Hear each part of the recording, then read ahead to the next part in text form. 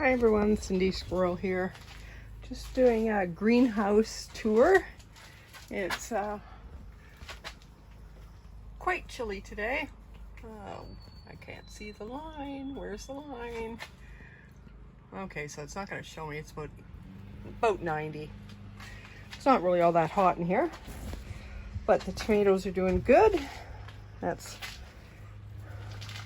what I did. Was I planted one kind of tomato in the greenhouse and the rest all went outside, and we're going to see which one grows the best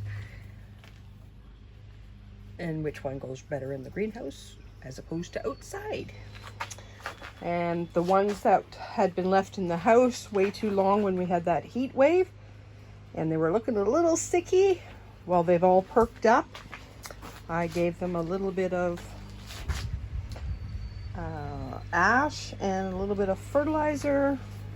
I'm gonna trim some leaves off there, but everything's going good.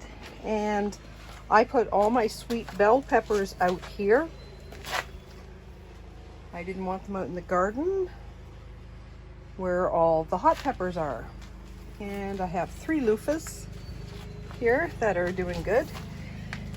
Either that's a loofah or it's a baby penis, one or the other.